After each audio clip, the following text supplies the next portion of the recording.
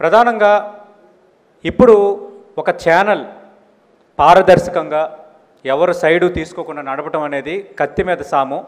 ఆ విషయం మీ అందరికీ తెలుసు అన్ని రకాలుగా. కానీ ఎన్ని సవాళ్ళు ఎదురవుతున్నా ఒక న్యూట్రల్ ఛానల్గా మనం ఉండాలి, అన్ని వాయిస్లకు మనం వేదిక కావాలన్నా ఒక సదుద్దేశంతో ఒక లక్ష్యంతో మీడియా పాత్ర ఏంటి, మీడియాకున్న సామాజిక బాధ్యత ఏంటి అనేది ప్రతి క్షణం గుర్తుపెట్టుకుంటూ ముందుకు సాగుతోంది మా 10 టీవీ ప్రయాణం. ఈరోజు ఈ కాపీ టేబుల్ బుక్ ఆవిష్కరణకు విచ్చేసిన మాజీ పార్లమెంట్ సభ్యులు, జైబేరి సంస్థ అధినేత, ప్రముఖ నిర్మాత, నటులు మురళీమోహన్ గారిని ఈ వేదికను ఉద్దేశించి మాట్లాడవలసిందిగా కోరుతున్నాం. వేదికను అలంకరించిన పెద్దలు, సీనియర్ ఐఏఎస్ ఆఫీసర్ మాజీ, అలాగే లోక్సత్తా వ్యవస్థాపకులు శ్రీ జయప్రకాష్ నారాయణ గారికి, అలాగే సిబిఐ మాజీ డైరెక్టర్గా ఒక మంచి విశ్లేషకులుగా ఎంతో పేరు తెచ్చుకున్నటువంటి జేడి లక్ష్మీనారాయణ గారికి, అలాగే 10 టీవీ వారికి, ఈరోజున ఇక్కడికి విచ్చేసినటువంటి పలు విద్యా సంస్థల అధిపతులకు అందరికీ, పాత్రికేయ మిత్రులకు నా హృదయపూర్వక నమస్కారాలు. హైదరాబాదు ఎంత అభివృద్ధి చెందుతోందో మనకు అందరికీ తెలుసు. మనకు తెలిసిన హైదరాబాద్ 20 ఏళ్ల క్రితం ఎలా ఉంది, 10 ఏళ్ల క్రితం ఎలా ఉంది, 5 ఏళ్ల క్రితం ఎలా ఉంది, లాస్ట్ ఇయర్ కంటే ఈ ఇయర్ ఎలా ఉంది అని చూస్తే అద్భుతమైనటువంటి అభివృద్ధి చెందుతోంది హైదరాబాద్.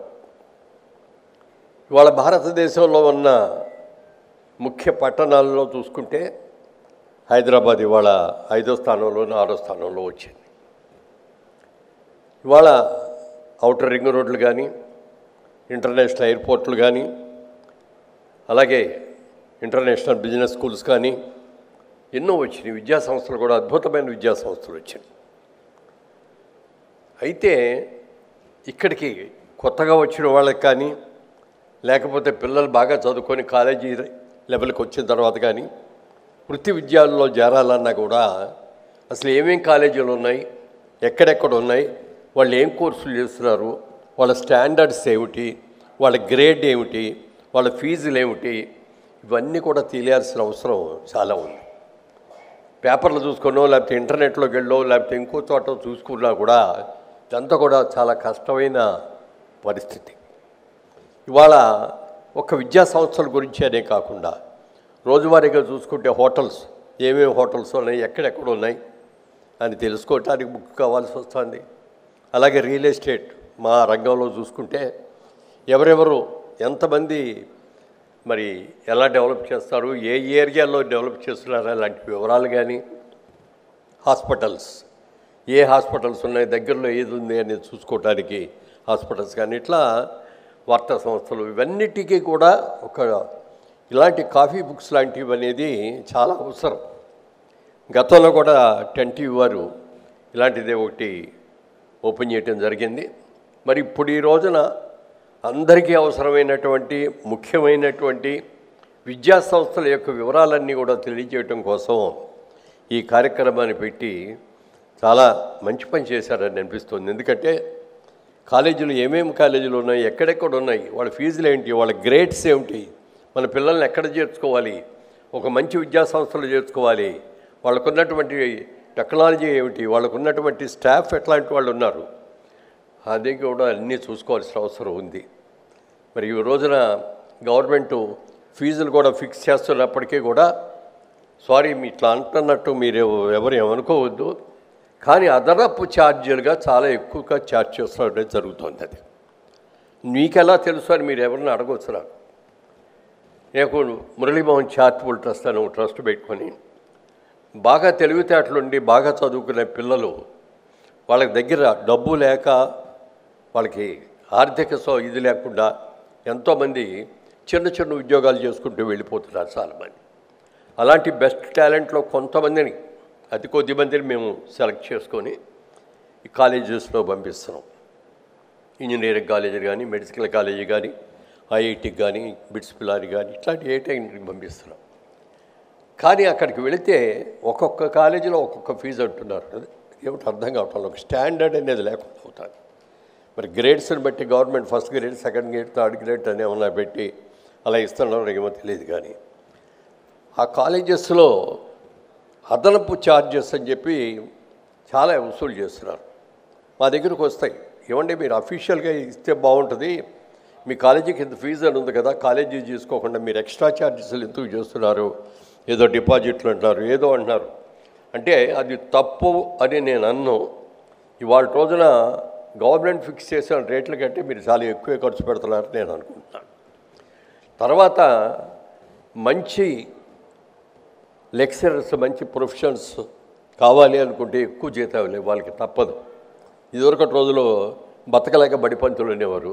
ఇవాళ రోజున బడిపంతుళ్ళు, లెక్చరర్స్, ప్రొఫెసర్స్ అందరూ కూడా అద్భుతంగా మంచి మంచి శాలరీస్తో చాలా చేస్తున్నారు.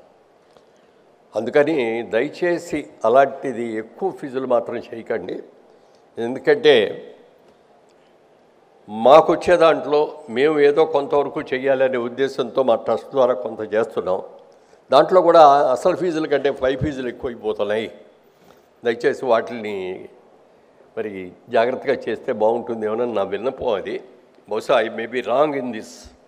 ఏదైనా ఇవాళ 10TV వాళ్ళు వార్తా ప్రపంచంలోనే కాకుండా ఇలాంటి కాఫీ బుక్స్ లాంటివన్నీ పెట్టి ఒక్కొక్క రంగానికి సంబంధించినటువంటి ఈ డీటెయిల్స్ అన్నీ కూడా ఈ కాఫీ బుక్ దాకా ఇస్తున్నందుకు వారిని మనస్ఫూర్తిగా అభినందిస్తున్నాను.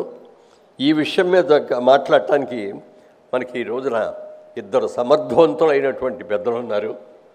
ముఖ్యంగా సీనియర్ IAS ఆఫీసర్ మాజీ, అలాగే లోక్సత్తా వ్యవస్థాపకులైనటువంటి మరి జయప్రకాష్ నారాయణ గారు ఉన్నారు. ఇవాళ ఆయనకి తెలియని విషయం లేదు, ఒక అద్భుతమైన వ్యక్తి అయిన. అలాగే సినిమాల్లో మీరు కూడా చాలామంది సినిమాలు చూస్తుంటారు. జేమ్స్ బాండ్ సినిమాలు అంటే మనం అందరం కూడా చాలా ఆసక్తిగా చూస్తాం. బ్రహ్మాండమైన చాలా యాక్షన్ పిక్చర్స్ ఉంటాయి. ఇది కానీ నిజ జీవితం నిజమైన జేమ్స్ బాండ్ ఎవరంటే నాకు తెలిసినందుకు జేడి లక్ష్మణ్ గారు.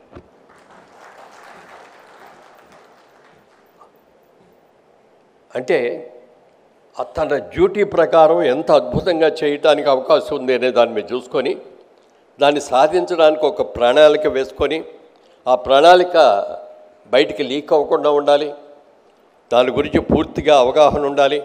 అవన్నీ కూడా చేసుకొని అద్భుతంగా చేసిన జేడి లక్ష్మణ్ గారు అంటే నాకు చాలా చాలా ఒక సినిమా హీరోని చూసినట్టుగా ఉంటుంది. ఆయన చూస్తే నాకు ఆయన పర్సనాలిటీ కానీ ఆయన మాట్లాడే విధానం ఎంత అద్భుతంగా మాట్లాడతారంటే ఆయన కూడా వాళ్ళు చాలా కాలేజెస్కి వెళ్ళి ఆయన మాట్లాడుతూ ఉంటారు. వ్యవసాయం గురించి బ్రహ్మాండంగా మాట్లాడుతూ ఒకసారి ఎప్పుడో అన్నారు, ఓ ఫామ్ కొనుక్కొని వ్యవసాయం చేసుకుంటూ ఉండాలండి అనిపించింది.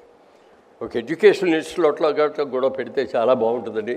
ఎందుకంటే మీకున్న అనుభవానికి మీరు అది కూడా చేస్తే బాగుంటుంది అని కోరుకుంటూ 10TV వారికి ముఖ్యంగా ఈ రోజున ఈ అవకాశం నాకు ఇచ్చినందుకు మనస్ఫూర్తిగా హృదయపూర్వకంగా కృతజ్ఞతలు తెలియజేస్తాను. Thank you.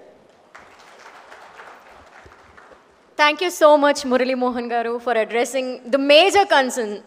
చాలామంది ఆలోచిస్తారు ఫీజు అనేసరికి కట్టగలమా లేదా, కట్టినా సరే దానికి తగ్గ ఎడ్యుకేషన్ దొరుకుతుందా లేదా అనేది కూడా నిజంగా ఒక భయమే. So sorry for saying this. And development లాంటి విషయాల గురించి కూడా మాట్లాడినందుకు thank you so much. Muralimohan గారు, మీరు అన్నట్టుగా ఈ ఫీజు అనేది ఒక పెద్ద సమస్యగానే ఉంది. 10TV దీన్ని కూడా బాధ్యతగా ఫీల్ అయ్యి సార్ చాలా సందర్భాల్లో ఈ ఫీజు నియంత్రణకు సంబంధించి ప్రభుత్వ దృష్టిని ఆకర్షించేలా, ప్రభుత్వంలో ఒక మార్పు తీసుకొచ్చేలా చాలా కార్యక్రమాలు చేపట్టింది.